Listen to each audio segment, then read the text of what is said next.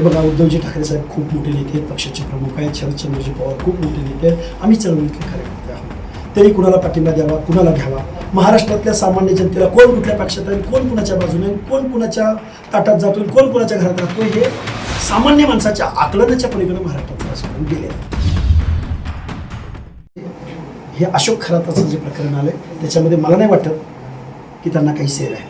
उद्धव ठाकरे यांनी देखील सुनेत्र पवार यांना पाठिंबा दिलेला आहे. शरद पवार देखील बिनविरोध निवडणूक व्हावी यासाठी प्रयत्न करत आहेत. हे बघा, उद्धवजी ठाकरे साहेब खूप मोठे नेते आहेत, पक्षाचे प्रमुख आहेत. शरदचंद्रजी पवार खूप मोठे नेते आहेत. आम्ही चळवळीतले कार्यकर्ते आहोत. तरी कुणाला पाठिंबा द्यावा, कुणाला घ्यावा, महाराष्ट्रातल्या सामान्य जनतेला कोण कुठल्या पक्षात आहे, कोण कुणाच्या बाजूने, कोण कुणाच्या ताटात जातो, कोण कुणाच्या घरात राहतो, हे सामान्य माणसाच्या आकलनाच्या पलीकडे महाराष्ट्राचं राजकारण गेलेलं आहे.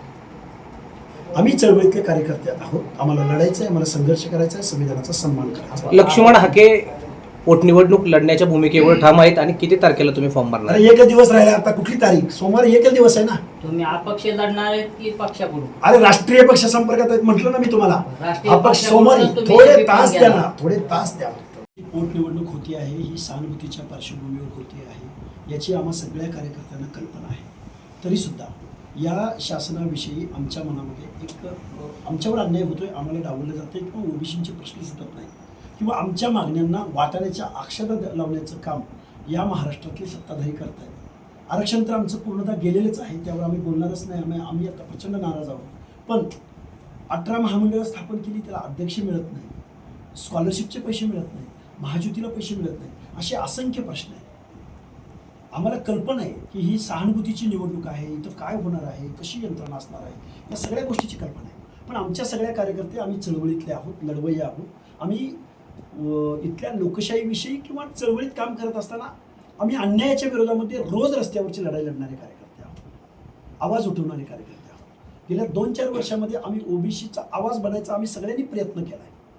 तेव्हा लोकशाहीमध्ये निवडणुकीकडे पाहत असताना आमचे प्रश्न आम्हाला अजेंड्यावर आणायचे आहेत, आम्हाला सरकारला उघडं पाडायचं आहे. आणि आमच्या कार्यकर्त्यांचा आज रोजी असा ठराव झालेला आहे की येत्या सोमवारी आपल्याला अर्ज भरायचा आहे आणि निवडणूक लढायची. मुख्यमंत्र्यांनी सांगितलेलं आहे की सर्व पक्षांनी मिळून बारामतीचे निवडणूक बिनविरोध करावे आणि सगळ्यांनी सहकार्य करावं. तुमची भूमिका काय आहे? नाही, मुख्यमंत्री महोदय ज्यावेळी अशा पद्धतीचं वक्तव्य करतात त्यावेळी आमचा काय से आहे, आमचं काय म्हणणं आहे, हे मुख्यमंत्र्यांनी किती वेळा ऐकलं का? फक्त ओबीसी आमचा DNA आहे असं म्हणून चालेल का?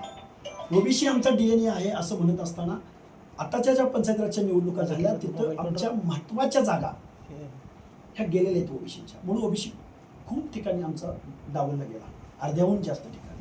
त्यामुळे आमच्या मनामध्ये प्रचंड चीड आणि राग आहे आणि आमचे प्रश्न अजेंड्यावर आणण्यासाठी आम्ही एखाद्या योद्ध्याप्रमाणे निवडणूक लढणार आहोत. लोकशाहीच्या निवडणूक न होणं म्हणजे लोकशाहीला मारक आहे. उद्या सहानुभूतीच्या जोरावर बिनविरोधचं हे पॅड खुद्द अजितदादा पवारांनी सुद्धा लक्ष्मणराव जगतापांच्या विरोधामध्ये पिंपरी चिंचवडमध्ये उमेदवार उभा केला होता आणि ज्या मुख्यमंत्र्यांनी आव्हान केलं त्याच मुख्यमंत्र्यांच्या पक्षाचा उमेदवार सोनेरी आमदार रमेश वांजळेंच्या विरोधामध्ये उभा राहिला आणि त्यांनी निवडून आणला. त्यामुळं तुम्ही ज्यावेळी बिनविरोधची मागणी करता त्यावेळी तुम्ही थोडंसं आरशात पाहिलं पाहिजे आणि आम्हालाही काही से आहे आणि आमच्याही काही मागण्या आहेत. या मागण्यावरती कधीतरी चर्चा घडवावी मुख्यमंत्री महोदयांनी, मग बिनविरोधची अपेक्षा करावी. उद्याचा दिवस आहे, परवाचा दिवस आहे, मुख्यमंत्री महोदयांनी आमचं काय म्हणणं आहे आमच्या सर्व कार्यकर्त्यांचं हे ऐकावं, ऐकून घेऊन मग बिनविरोधची भाषा करावी.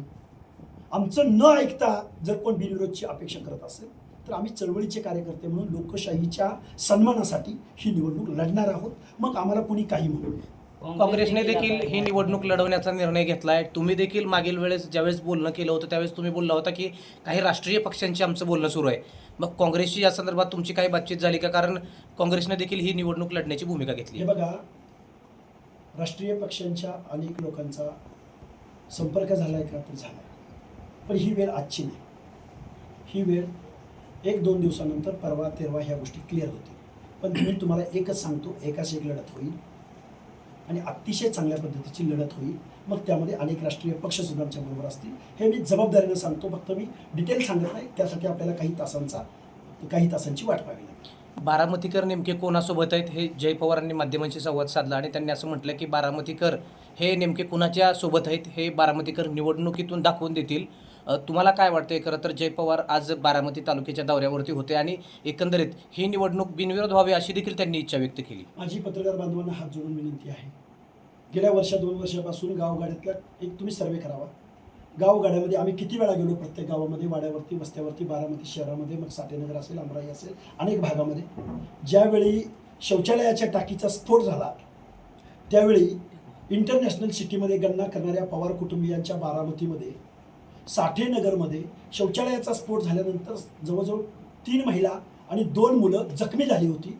त्यावेळी जय पवार कुठे होते, पार्थ पवार कुठे होते, सुनेत्राताई कुठे होत्या, किंवा त्यांच्या महानगरपालिकेचा आयुक्त कुठे होता? जाऊ द्या, पवार फॅमिली खूप इंटरनॅशनल नेते आहेत, बहारीन वगैरे, पण इथला तुमचा आयुक्त कुठे होता कार्पोरेटर तुमच्या या नगर परिषदेचा? त्यांच्यासुद्धा चेहऱ्यावरची रेष हल्ली नव्हती. आम्ही तिथं व्हिजिट केली.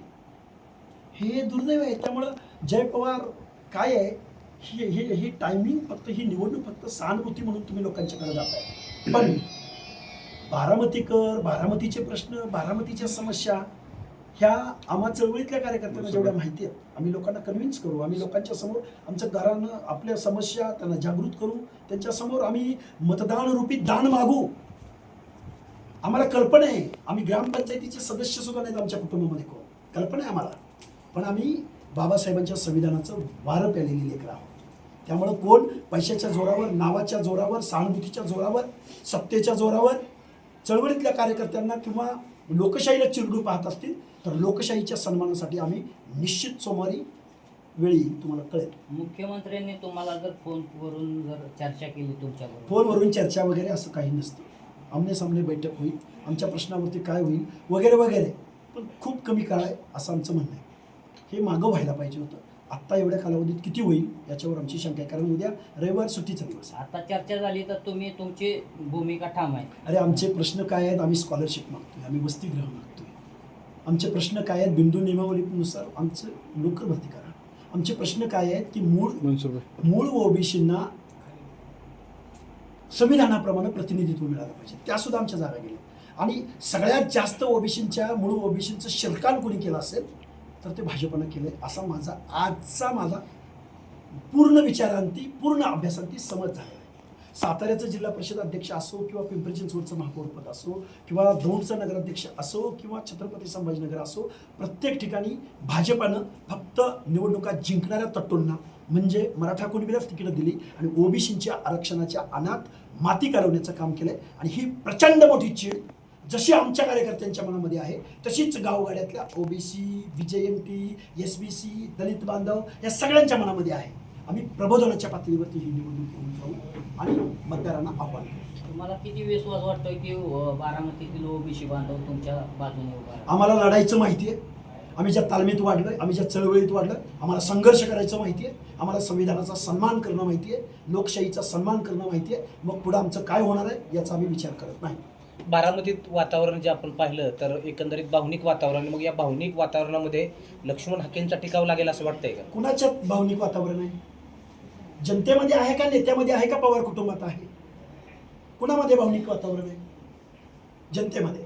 मग पवार कुटुंबियात भावनिक वातावरण नको का? घरातला एवढा कर्तृत्ववान करता पुरुष गेलाय आपल्या घरातला, अरे त्यांच्या डोळ्यातून टिपा आली पाहिजेत. सामान्य जनतेनं भावनिक व्हायचं का? काय सवाल आहे हा? सहानुभूतीच्या लाटेमध्ये किती विश्वास आहे तुम्हाला?